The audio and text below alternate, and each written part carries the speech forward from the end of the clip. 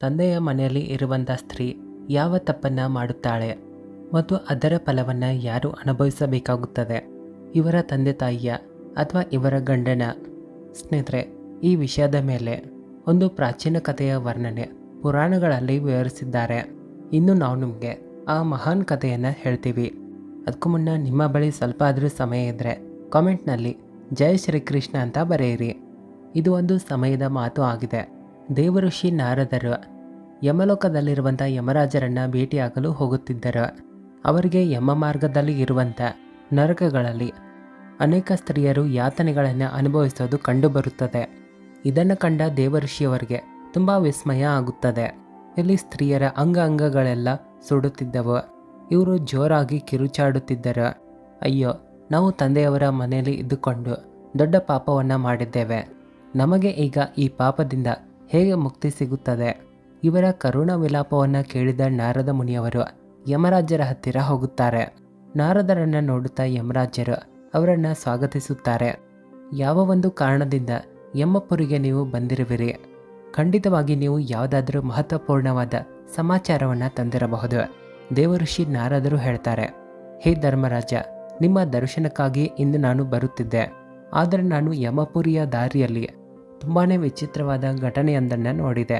ಇದರಿಂದ ನನ್ನ ಮನಸ್ಸಿನಲ್ಲಿ ಕೆಲವು ಪ್ರಶ್ನೆಗಳು, ಕುತೂಹಲಗಳು ಹುಟ್ಟಿಕೊಂಡಿವೆ. ದಯವಿಟ್ಟು ನನ್ನ ಗೊಂದಲಗಳನ್ನು ನೀವು ನಿವಾರಿಸಿರಿ. ಯಮರಾಜರು ಹೇಳ್ತಾರೆ, ಹೇ ದೇವಋಷಿ, ನಿಮ್ಮ ಮನಸ್ಸಿನಲ್ಲಿ ಏನೇ ಪ್ರಶ್ನೆ ಇದ್ದರೂ ನಿಸ್ಸಂಕೋಚವಾಗಿ ನನಗೆ ಕೇಳಿರಿ. ಖಂಡಿತವಾಗಿ ನಿಮ್ಮ ಪ್ರಶ್ನೆಗಳಿಗಿರುವಂಥ ಉತ್ತರ ಹೇಳಲು ಖಂಡಿತವಾಗಿ ನಾನು ಪ್ರಯತ್ನ ಮಾಡ್ತೀನಿ.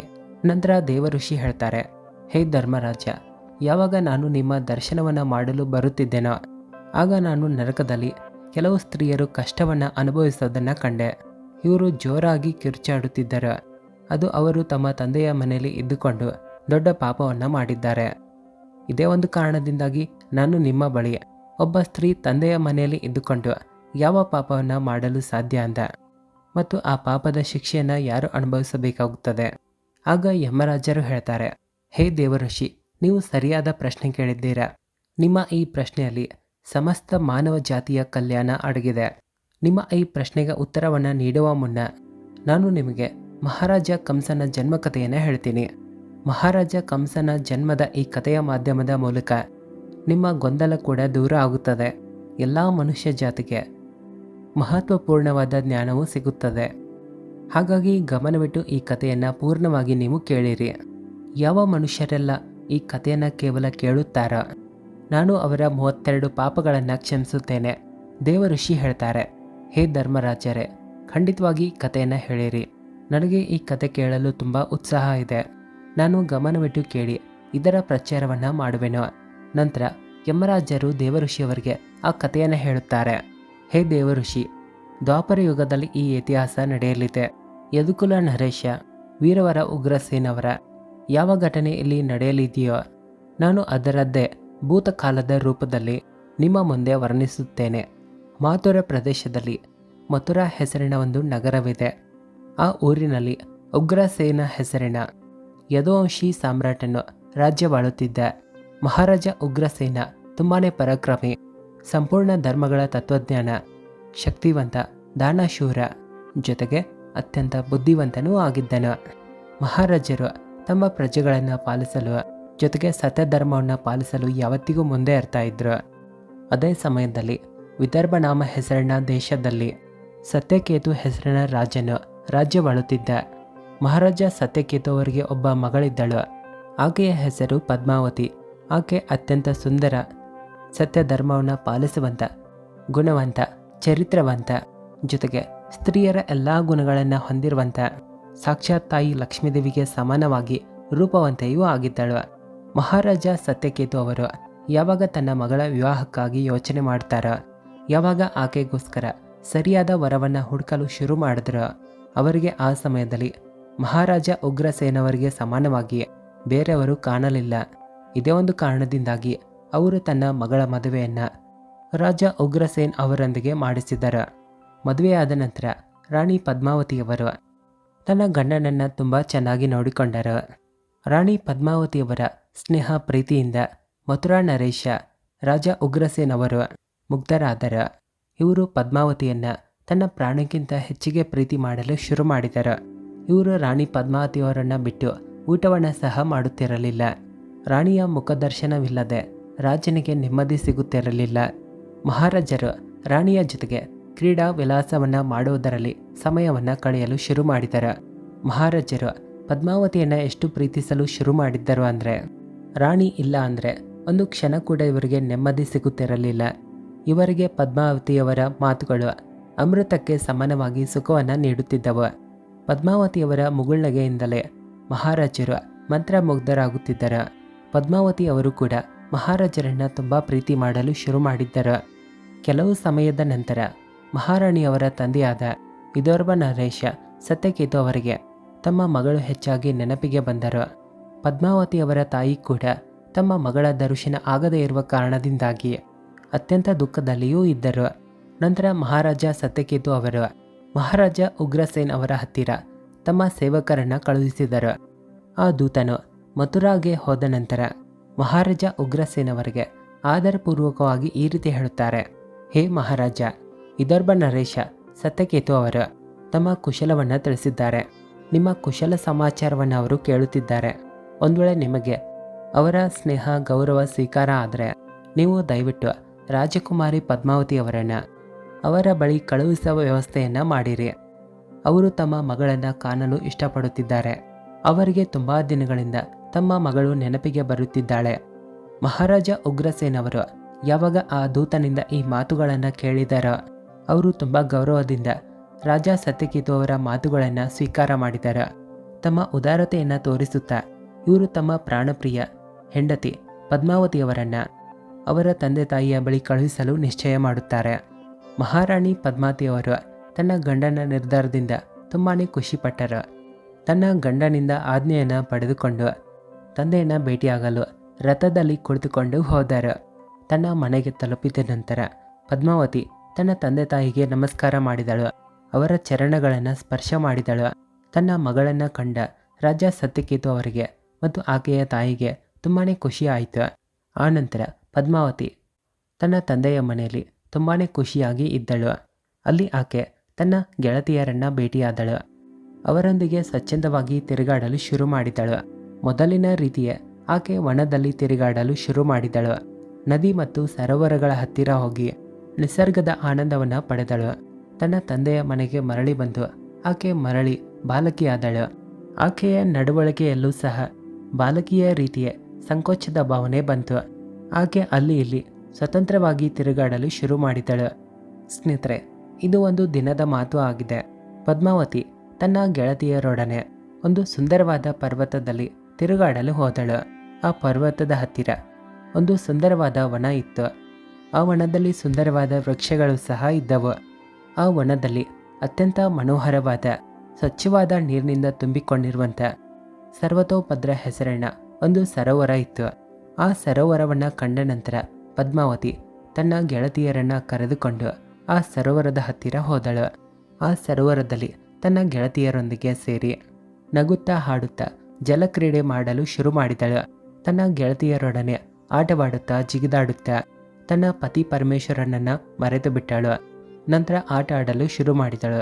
ಅದೇ ಸಮಯದಲ್ಲಿ ಕುಬೇರನ ಒಬ್ಬ ಸೇವಕ ಗೋಬೆಲ್ ಹೆಸರಿನ ದೈತ್ಯನು ದಿವ್ಯವಾದ ವಿಮಾನದಲ್ಲಿ ಕುಳಿತುಕೊಂಡು ಆಕಾಶ ಮಾರ್ಗದಿಂದ ಎಲ್ಲಿಗೋ ಹೊರಟಿದ್ದ. ಯಾವಾಗ ಆತ ಆ ಸರೋವರದ ಮೇಲಿಂದ ಹೋಗುತ್ತಿದ್ದನೋ ಆ ದೈತ್ಯ ರಾಕ್ಷಸನ ದೃಷ್ಟಿಯು ಆ ಸುಂದರವಾದ ರಾಜಕುಮಾರಿಯ ಮೇಲೆ ಬೀಳುತ್ತದೆ. ಈಕೆ ನಗುತ್ತಾ ಆಟವಾಡುತ್ತಾ ಆ ಸರೋವರದಲ್ಲಿ ಸ್ನಾನ ಮಾಡುತ್ತಿದ್ದಳು. ಆಕೆಯನ್ನು ನೋಡುತ್ತಿದ್ದಂತೆ ಆ ದೈತ್ಯ ರಾಕ್ಷಸನು ಆಕಾಶದಲ್ಲಿಯೇ ನಿಂತುಕೊಂಡನು. ಆತನಿಗೆ ತನ್ನ ಜ್ಞಾನ ಶಕ್ತಿಯಿಂದ ಈ ಸುಂದರಿಯು ವಿದರ್ಭ ನರೇಶನ ಪುತ್ರಿ ಪದ್ಮಾವತಿಯಾಗಿದ್ದಾಳೆ ಅನ್ನೋ ವಿಷಯ ಗೊತ್ತಾಯಿತು. ಈಕೆ ಮಹಾರಾಜ ಉಗ್ರಸೇನವರ ಪ್ರೀತಿಯ ಹೆಂಡತಿಯೂ ಆಗಿದ್ದಾಳೆ. ಆ ದೈತ್ಯ ಗೋಬಿಲನು ಈ ರೀತಿಯಾಗಿ ಯೋಚನೆ ಮಾಡುತ್ತಾನೆ, ಈ ಪದ್ಮಾವತಿಯಂತೂ ತುಂಬ ಸುಂದರವಾಗಿದ್ದಾಳೆ, ಈಕೆಯ ರೂಪ ತುಂಬ ಮನೋಹರವೂ ಆಗಿದೆ. ಆದರೆ ಈಕೆ ಪತಿವ್ರತೆ ಆಗಿರುವ ಕಾರಣದಿಂದಾಗಿ ಆತ್ಮಬಲದಿಂದ ಸುರಕ್ಷಿತಳಾಗಿದ್ದಾಳೆ. ಆದರೆ ಪುರುಷರಿಗೆ ಈ ಸ್ತ್ರೀಯನ್ನು ಪಡೆಯೋದು ಅಸಾಧ್ಯವಾದ ಕೆಲಸ ಆಗಿದೆ. ಮಹಾರಾಜ ಉಗ್ರಸೇನ ತುಂಬ ಮೂರ್ಖನಾಗಿದ್ದಾನೆ. ಆತ ತನ್ನ ಇಷ್ಟೊಂದು ಸುಂದರವಾಗಿರುವ ಹೆಂಡತಿಯನ್ನು ಆಕೆಯ ತಂದೆಯ ಮನೆಗೆ ಕಳಿಸಿದ್ದಾನೆ. ಈ ಸುಂದರಿಯು ದೇವತೆಗಳಿಗೂ ಕೂಡ ಅಪರೂಪವಾಗಿದ್ದಾಳೆ. ಈ ಸಮಯದಲ್ಲಿ ಕಾಮದೇವನು ನನಗೆ ತುಂಬ ತೊಂದರೆ ಕೊಡುತ್ತಿದ್ದಾನೆ. ನಾನು ಹೇಗೆ ಈ ಸುಂದರಿಯ ಬಳಿ ಹೋಗಲಿ? ಹೇಗೆ ಈಕೆಯನ್ನು ಬಳಸಿಕೊಳ್ಳಲಿ? ಈಕೆಯೊಂದಿಗೆ ವಿಲಾಸ ಮಾಡಲು ಮನಸ್ಸಿನಲ್ಲಿ ತುಂಬ ಇಚ್ಛೆ ಆಗುತ್ತಿದೆ.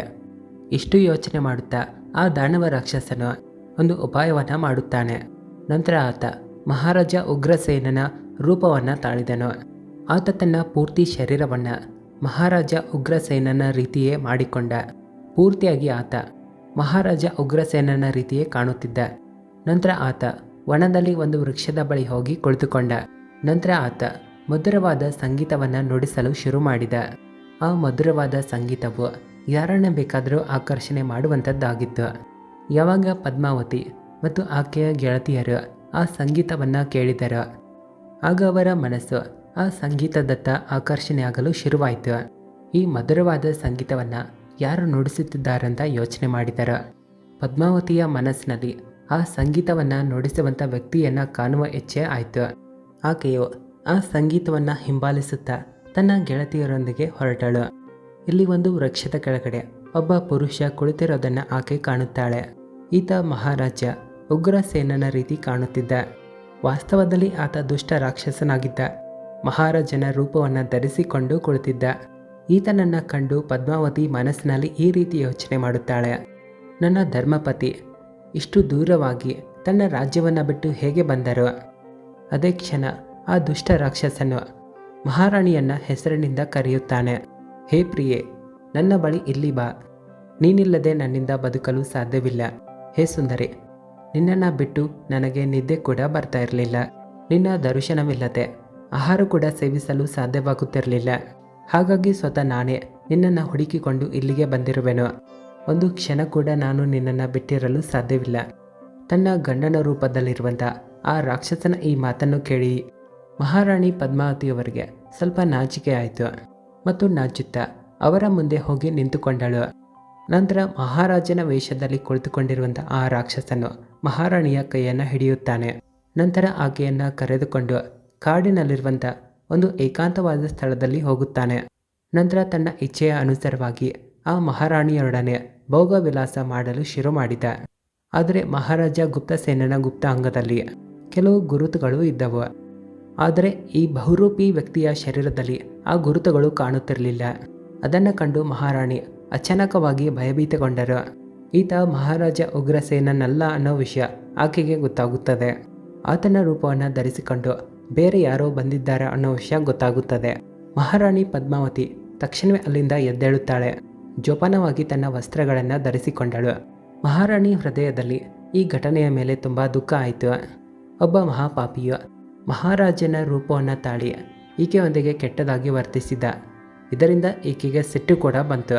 ಆ ರಾಕ್ಷಸನಿಗೆ ಈ ರೀತಿ ಹೇಳುತ್ತಾಳೆ, ಅರೆ ನೀಚ, ನೀನು ಯಾರು ಅಂತ ಬೇಗನೆ ಹೇಳು. ನೀನು ಮಹಾರಾಜನ ರೂಪವನ್ನು ತಾಳಿ ನನ್ನೊಡನೆ ಸೇರಿ ತುಂಬ ದೊಡ್ಡ ಪಾಪವನ್ನು ಮಾಡಿದ್ದೀಯ. ನೀನು ದೊಡ್ಡ ಪಾಪಿ ಮತ್ತು ನಿರ್ದಯಿ ಆಗಿದ್ದೀಯ. ಇಷ್ಟು ಹೇಳಿದ ನಂತರ ಆಕೆಯ ಕಣ್ಣಲ್ಲಿ ನೀರು ತುಂಬುತ್ತವೆ. ಆಕೆ ಕಣ್ಣೀರು ಹಾಕುತ್ತಾ ಆ ಪಾಪಿಗೆ ಶಾಪವನ್ನು ಕೊಡುತ್ತಾಳೆ. ಹೇ ದುಷ್ಟ ದುರಾತ್ಮ, ನೀನು ನನ್ನ ಗಂಡನ ರೂಪವನ್ನು ತಾಳಿ ನನ್ನ ಜೊತೆ ಕಪಟವನ್ನು ಮಾಡಿದ್ದೀಯ. ನನ್ನ ಈ ಪವಿತ್ರವಾದ ಶರೀರವನ್ನು ಮಲಿನಗೊಳಿಸಿದ್ದೀಯ. ನನ್ನ ಉತ್ತಮ ಪತಿವ್ರತೆಯನ್ನು ನಷ್ಟ ಮಾಡಿದ್ದೀಯ. ನೀನು ಇಲ್ಲಿಂದಲೇ ನನ್ನ ಈ ಪ್ರಭಾವವನ್ನು ನೋಡು. ನಾನು ನಿನಗೆ ಅತ್ಯಂತ ಕಠೋರವಾದ ಶಾಪ ಕೊಡುತ್ತೇನೆ. ರಾಣಿ ಪದ್ಮಾವತಿಯ ಮಾತನ್ನು ಕೇಳಿದ ಆ ರಾಕ್ಷಸನು ತನ್ನ ನಿಜವಾದ ರೂಪಕ್ಕೆ ಬಂದನು. ನಂತರ ಈ ರೀತಿ ಹೇಳುತ್ತಾನೆ, ಹೇ ದುಷ್ಟೆ, ಪತಿವ್ರತೆ ಸ್ತ್ರೀಯರಿಂದ ಎಲ್ಲ ರಾಕ್ಷಸರು ದಾನವರು ದೂರ ಓಡಿ ಹೋಗುತ್ತಾರೆ. ನಾನಂತೂ ಜನ್ಮ ಮತ್ತು ಕರ್ಮದಿಂದ ರಾಕ್ಷಸನಾಗಿದ್ದೇನೆ. ಹಾಗಾಗಿ ನನಗೆ ಶಾಪ ಕೊಡುವ ಮುನ್ನ ನನ್ನ ದೋಷದ ಬಗ್ಗೆ ಯೋಚನೆ ಮಾಡುವ. ನೀನು ನನಗೆ ಯಾವ ಒಂದು ಅಪರಾಧಕ್ಕಾಗಿ ಶಾಪವನ್ನು ಕೊಡುತ್ತಿದ್ದೀಯಾ? ನಾನು ನನ್ನ ರಾಕ್ಷಸ ಸ್ವಭಾವದ ಕಾರಣದಿಂದಾಗಿ ಇಂಥ ಕೃತ್ಯವನ್ನು ಮಾಡಿದ್ದೇನೆ. ನಂತರ ಪದ್ಮಾವತಿ ಹೇಳುತ್ತಾಳೆ, ಹೇ ಪಾಪಿ ರಾಕ್ಷಸ, ನಾನು ಸಾತ್ವಿ ಪತಿವ್ರತೆ ನಾರಿಯಾಗಿದ್ದೇನೆ. ನನ್ನ ಮನಸ್ಸಿನಲ್ಲಿ ನನ್ನ ಗಂಡನ ವಾಸವೇ ಇದೆ. ಯಾವತ್ತಿಗೂ ನಾನು ಅವರಿಗೋಸ್ಕರವೇ ತಪಸ್ಸು ವ್ರತವನ್ನು ಮಾಡುತ್ತೇನೆ. ನಾನು ನನ್ನ ಧರ್ಮ ಮಾರ್ಗದಲ್ಲಿ ನಡೆಯುತ್ತಿದ್ದೆ.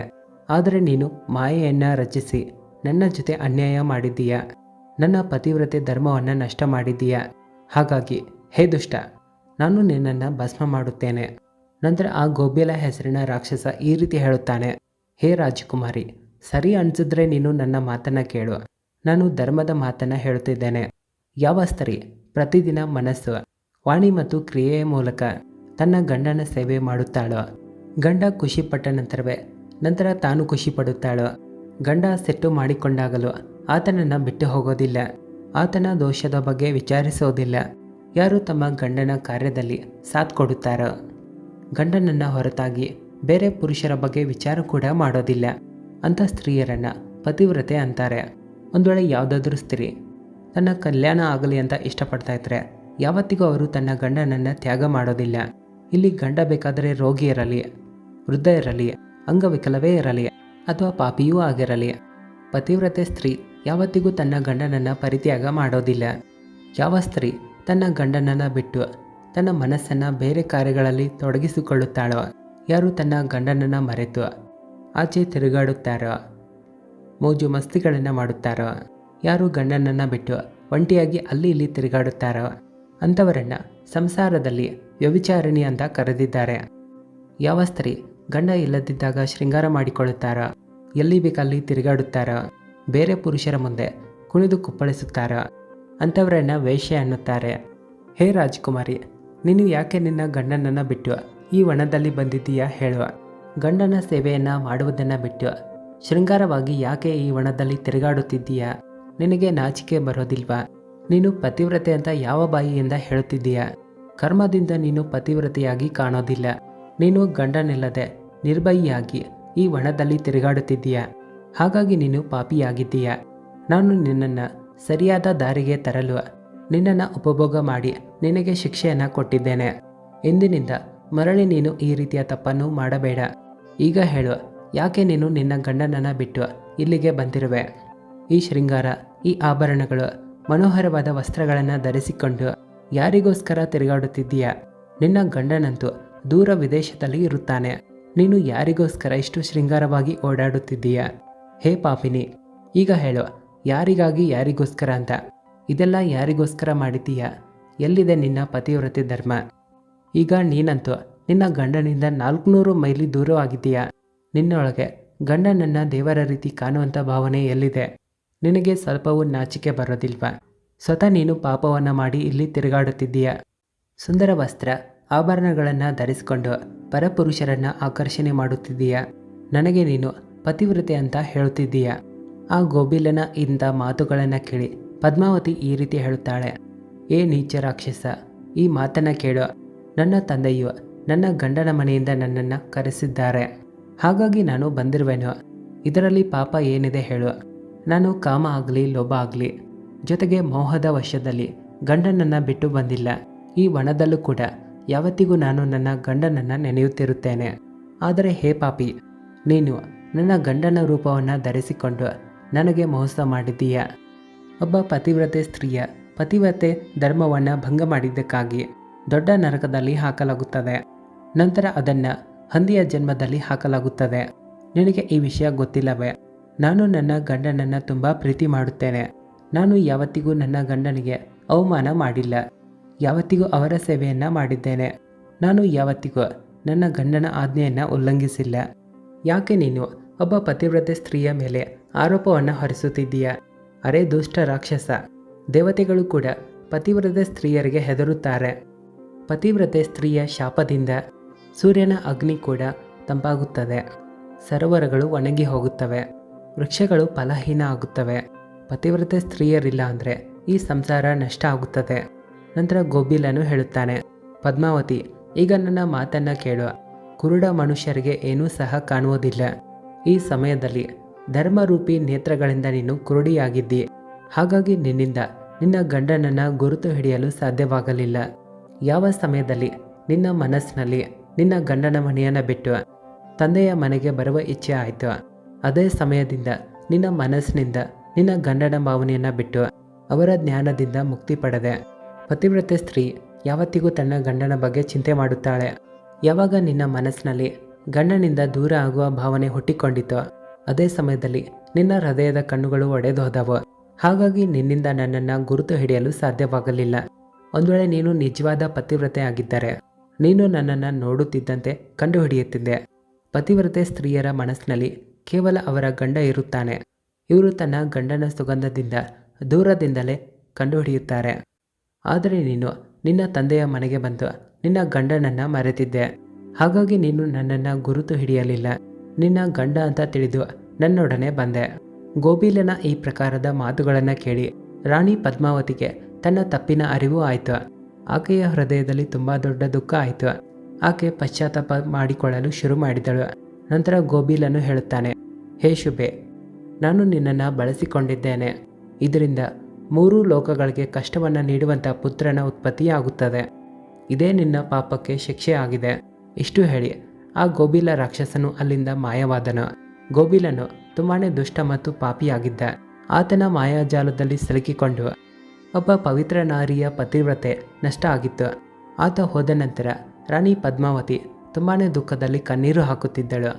ಆಕೆ ಅಳುತ್ತಿರುವುದನ್ನು ಕಂಡು ಆಕೆಯ ಗೆಳತಿಯರು ಅಲ್ಲಿಗೆ ಓಡಿ ಬರುತ್ತಾರೆ. ಹೇ ರಾಜಕುಮಾರಿ, ಯಾಕೆ ಅಳುತ್ತಿರುವೆ ಅಂತ ಕೇಳುತ್ತಾರೆ. ಮಹಾರಾಜ ಉಗ್ರಸೇನರು ಎಲ್ಲಿಗೆ ಹೋದರು? ನಂತರ ಮಹಾರಾಣಿ ಪದ್ಮಾವತಿ ಕಣ್ಣೀರು ಹಾಕುತ್ತಾ ತನ್ನ ಎಲ್ಲ ಕಥೆಯನ್ನು ಅವರಿಗೆ ಹೇಳುತ್ತಾಳೆ. ನಂತರ ಪದ್ಮಾವತಿಯ ಗೆಳತಿಯರು ಆಕೆಯ ತಂದೆಯ ಮನೆಗೆ ಕರೆದುಕೊಂಡು ಹೋದರು. ಅಲ್ಲಿ ಹೋದ ನಂತರ ರಾಣಿ ಪದ್ಮಾವತಿ ಶೋಕ ಮತ್ತು ದುಃಖದಿಂದ ನಡುಗಲು ಶುರು ಮಾಡುತ್ತಾಳೆ. ಗೆಳತಿಯರು ರಾಣಿಯ ತಾಯಿಗೆ ಎಲ್ಲ ವಿಷಯವನ್ನು ತಿಳಿಸಿದರು. ಈ ಮಾತನ್ನು ಕೇಳುತ್ತಿದ್ದಂತೆ ರಾಣಿ ಪದ್ಮಾವತಿಯವರ ತಾಯಿಯು ರಾಜರ ಬಳಿ ಹೋಗಿ ಎಲ್ಲ ವಿಷಯವನ್ನು ತಿಳಿಸುತ್ತಾರೆ. ಇದರಿಂದ ಮಹಾರಾಜ ಸತ್ಯಕೇತು ಅವರಿಗೆ ತುಂಬ ದುಃಖ ಆಗುತ್ತದೆ.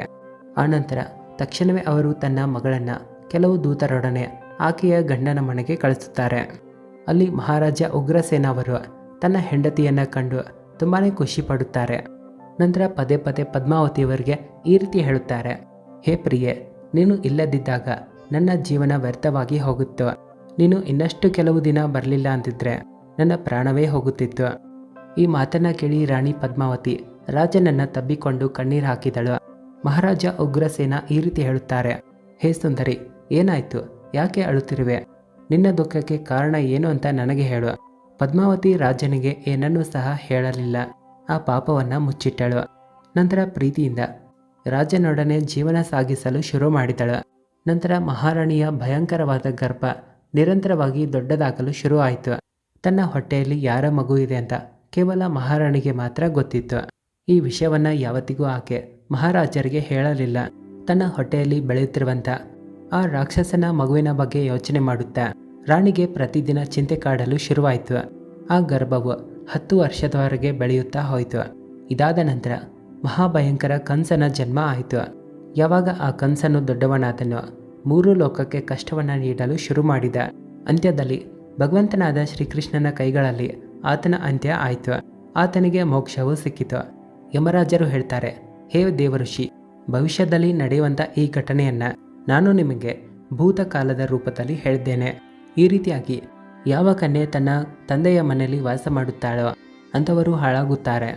ಹಾಗಾಗಿ ಮದುವೆಯಾದ ಕನ್ಯೆಯರು ಹೆಚ್ಚಿನ ಸಮಯದ ತನಕ ತನ್ನ ತಂದೆಯ ಮನೆಯಲ್ಲಿ ಇರಬಾರದು. ಪುತ್ರಿಯು ತನ್ನ ತಂದೆಯ ಮನೆಯಲ್ಲಿ ಇದ್ದುಕೊಂಡು ಯಾವ ಪಾಪವನ್ನು ಮಾಡುತ್ತಾಳೋ ಆ ಫಲವನ್ನು ತನ್ನ ತಂದೆ ತಾಯಿಯರು ಅನುಭವಿಸಬೇಕಾಗುತ್ತದೆ. ಹಾಗಾಗಿ ಯಾವುದೇ ತಂದೆ ತಾಯಿಯರಾಗಲಿ ಮಗಳ ಮದುವೆಯಾದ ನಂತರ ಆಕೆಯನ್ನು ತಮ್ಮ ಮನೆಯಲ್ಲಿ ಇಟ್ಟುಕೊಳ್ಳಬಾರದು. ಯಾವ ಪುರುಷರೊಡನೆ ಆಕೆಯ ವಿವಾಹವನ್ನು ಮಾಡಿಸಲಾಗಿರುತ್ತದೆಯೋ ಅದೇ ಮನೆಯಲ್ಲಿ ಆ ಸ್ತ್ರೀಯ ಪಾಲನೆ ಪೋಷಣೆ ಆಗಬೇಕು. ಅಲ್ಲಿ ಇದ್ದುಕೊಂಡು ಯಾವಾಗ ಭಕ್ತಿಪೂರ್ವಕವಾಗಿ ತನ್ನ ಗಂಡನ ಸೇವೆಯನ್ನು ಮಾಡುತ್ತಾಳೋ ಇದರಿಂದ ಎರಡೂ ಕುಲದ ಕೀರ್ತಿ ಹೆಚ್ಚಾಗುತ್ತದೆ. ತಂದೆಯ ಮನೆಗೆ ಬಂದಾಗ ಆಕೆ ಮರಳಿ ತನ್ನ ಹಳೆಯ ದಿನಗಳನ್ನು ನೆನೆಯುತ್ತಾಳೆ. ನಂತರ ಗಂಡನನ್ನು ಮರೆಯುತ್ತಾಳೆ. ಇಂಥ ಸ್ಥಿತಿಯಲ್ಲಿ ಆಕೆಗೆ ತಿಳಿಯದ ಹಾಗೆ ದೊಡ್ಡದಾಗಿರುವ ಪಾಪಗಳು ಆಗಬಹುದು. ಮದುವೆಯಾದ ನಂತರ ಆಕೆಯ ರಕ್ಷಣೆಯನ್ನು ಕೇವಲ ಆಕೆಯ ಗಂಡನು ಮಾತ್ರ ಮಾಡಬಹುದು. ಗಂಡನಿಂದ ದೂರ ಇರುವಂಥ ಸ್ತ್ರೀಯರ ಮನಸ್ಸಿನಲ್ಲಿ ಯಾವಾಗ ಬೇಕಾದರೂ ಪಾಪವು ಉತ್ಪತ್ತಿಯಾಗಬಹುದು. ಇವರು ಮೋಹದಲ್ಲಿ ಸಿಲುಕಿಕೊಂಡು ಪರಪುರುಷರ ಬಲೆಗೆ ಬೀಳಬಹುದು. ಹಾಗಾಗಿ ಗಂಡನಿಂದ ಅವರನ್ನು ದೂರ ಮಾಡದೇ ಇರೋದು ಒಳ್ಳೆಯದಾಗಿದೆ. ಒಂದು ವೇಳೆ ಆ ಸ್ತ್ರೀ ಗಂಡನ ಮನೆಯಲ್ಲಿ ಇದ್ದುಕೊಂಡು ಪಾಪ ಮಾಡಿದ್ರೆ ಅದರ ಫಲವನ್ನು ಆಕೆಯ ಗಂಡನು ಅನುಭವಿಸಬೇಕಾಗುತ್ತದೆ. ಪುತ್ರಿಯ ಉತ್ತಮ ಗುಣಗಳಿಂದಲೇ ತಂದೆಯ ಕೀರ್ತಿ ಹೆಚ್ಚಾಗುತ್ತದೆ. ಹಾಗಾಗಿ ಮಗಳ ಸ್ಥಾನ ಯಾವತ್ತಿಗೂ ಆಕೆಯ ಗಂಡನ ಮನೆಯಲ್ಲಿಯೇ ಇರುತ್ತದೆ. ಅಳಿಯನ ಜೊತೆಗೆ ತಮ್ಮ ಮಗಳನ್ನು ತಮ್ಮ ಮನೆಯಲ್ಲಿ ಇಟ್ಟುಕೊಳ್ಳಬಾರದು. ಸ್ನೇಹಿತರೆ, ಈ ರೀತಿಯಾಗಿ ಧರ್ಮರಾಜರು ರಾಣಿ ಪದ್ಮಾವತಿಯವರ ಕಥೆಯನ್ನು ನಾರದರಿಗೆ ಹೇಳುತ್ತಾರೆ. ಇದರಿಂದ ಜಗತ್ತಿಗೆ ಉತ್ತಮ ಸಂದೇಶವನ್ನು ಸಾರಿದ್ದಾರೆ. ಈ ಕಥೆಯ ಬಗ್ಗೆ ನಿಮ್ಮ ಅನಿಸಿಕೆಯನ್ನು ಕಾಮೆಂಟ್ ಮಾಡಿ ತಿಳಿಸಿ. ವಿಡಿಯೋ ಇಷ್ಟ ಆದರೆ ಜೈ ಶ್ರೀಕೃಷ್ಣ ಅಂತ ಕಾಮೆಂಟ್ ಹಾಕಿ ಚಾನಲ್ಗೂ ಕೂಡ ಸಬ್ಸ್ಕ್ರೈಬ್ ಮಾಡ್ಕೊಳ್ಳಿ. ವಿಡಿಯೋ ನೋಡಿದ್ದಕ್ಕಾಗಿ ಧನ್ಯವಾದಗಳು.